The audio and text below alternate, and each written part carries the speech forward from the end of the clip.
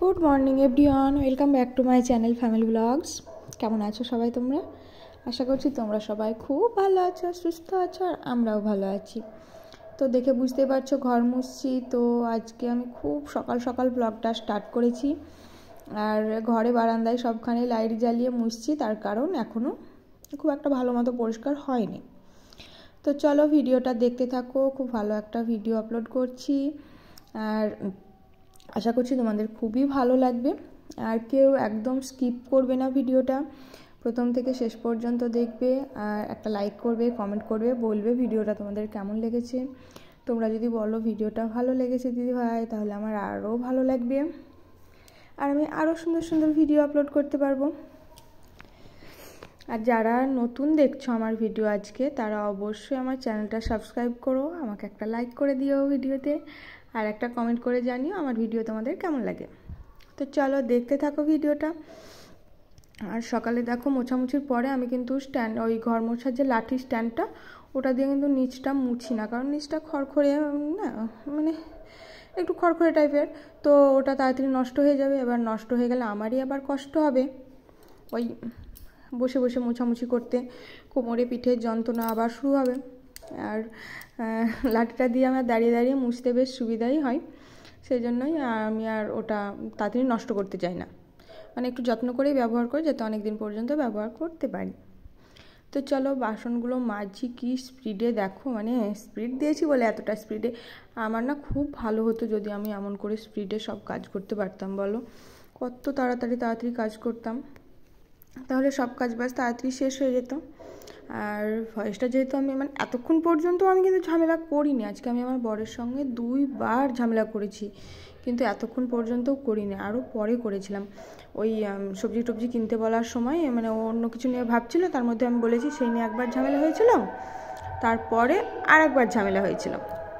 তো আজকে আমি 2 টাইম ঝামেলা করেছি, ভালোই ঝামেলা করেছি। আমি একা না, প্রদ্যুৎ ঝামেলা করেছি, আমি একা কার সঙ্গে ঝামেলা করবো বলো? তো আমরা দুজনেই খুব ঝামেলা করেছি 2 বার, মানে একবার ঝামেলা হওয়ার পরে সব কিছু ঠিক হয়ে গেল, তারপরে আবার ঝামেলা হয়েছিল। তবু দেখো আজকে 2 টাইম ঝামেলা করার পরেও আমার মন মেজাজ খুবই ভালো আছে, খুবই ফুরফুরে। মানে কি বলতো, ঝামেলা করে ওই ঝামেলাটা নিয়ে যদি থেকেই যাই, তাহলে না অনেকটা সমস্যা হয়, মানে ঝামেলাটা অনেকক্ষণ থাকে, আর ঝামেলা থাকলে মন ভালো থাকে না, কষ্ট হয় এইসব।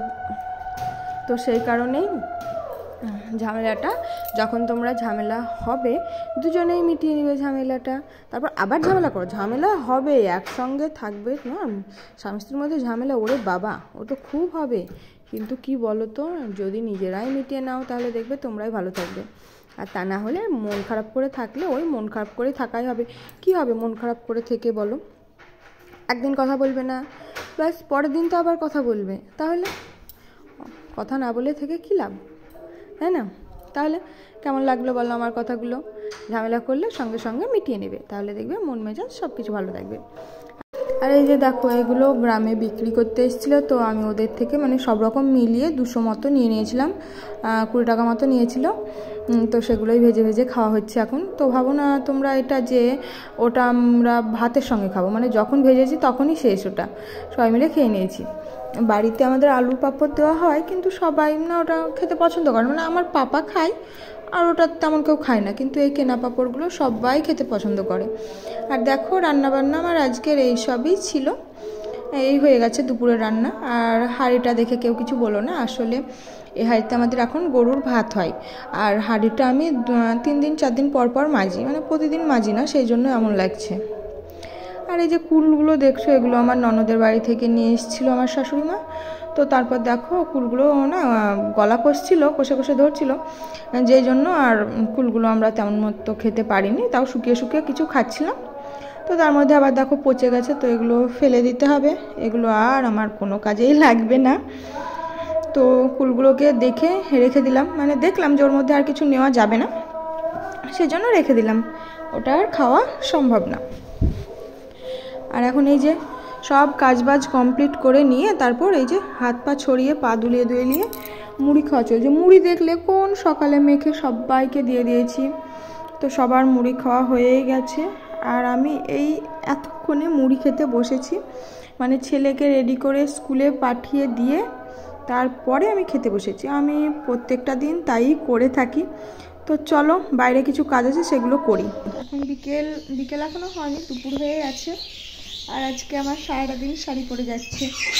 তো বেলা দেখছো শালিক পাখিগুলো এসে আমার বাড়িতে কি অবস্থা করে যাচ্ছে। আমি এই একটু আগে ঝাড়ু দিলাম, আবার এই ঝাড়ু দিয়ে বসলাম, আবার সে অবস্থা করলাম। আমার ভালো লাগছে না, বারবার কতক্ষণ ভালো লাগে বলো। এর আগে আমার পাপা এখন নোংরা টোংরা করতো, এখন আর নোংরা করে না পাপা। আর ওই দেখো একজন, দেখছো ওখানে আছে, আবার চলেও যাবে। আর কি কচর কচর করে সারাক্ষণ আওয়াজ করছে শালিক পাখি, মানে 3টে 4টে করে চলে আসছে, এসে ঝামেলা শুরু করছে। তো দেখি ওই ফাঁকা জায়গাগুলো কিছু ঢুকিয়ে দিতে হবে, কোনো ওই বস্তা টস্তা কিছু একটা দিয়ে দিতে হবে, তা না হলে কি অবস্থা করছে দেখছো। আর আমি এক্ষুনি উঠোন ঘরদোর সব কিছু ছাড় দিলাম, আবার ওই দেখো এক্ষুনি এসে আবার ওইগুলো সব ফেলে দিয়ে গেল। তো কি করব, আবার আমাকে পরিষ্কার করতে হবে। আর আমার পাপা স্কুল থেকে আসার পরে ওকে খাইয়ে দিয়েছি, ঘুমিয়ে আছে, প্রদ্যুতও ঘুমিয়ে আছে। আর আমার মানে বিকেলের কাজবাজ সব শেষ হয়ে গেছে, ছাদে যেতে হবে একবার, জামা কাপড়গুলো আছে সেগুলো তুলে নিয়ে আসবো। আর তাছাড়া দেখো আমি এখানে এবার বসে আছি। আর ওই যে ওইখানে দেখছো, ওই দেখো এই দেখো, মানে আমার বাড়িতে যতই জিনিস গোছায় মানে ও সব পড়বেই। আর ভালো লাগছে না, ওগুলো দেখি তুলে আবার গোছাতেও হবে। আর তাছাড়াও কিছু জামা কাপড় ছাদ থেকে নিয়ে এসেছি, সেগুলো গোছাতে আছে, মানে অনেক কিছুই গোছানোর আছে। তো এখন কিছুই করবো না, একটুখানি চুপ করে বসে থাকবো। আর কমেন্টে বলো তো কার কার বাড়িতে এরকম সারাক্ষণ মানে জমা পড়তে থাকে, যতই তুমি গোছাও যতই যাই করো সারাক্ষণ জমা পড়বে।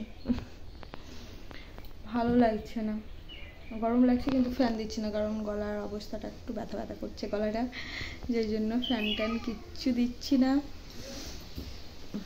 বাইরে বাতাস আছে আর আমাকে অল্প অল্প বাতাসও লাগছে, সেই জন্য আমি বসে আছি এখানটা।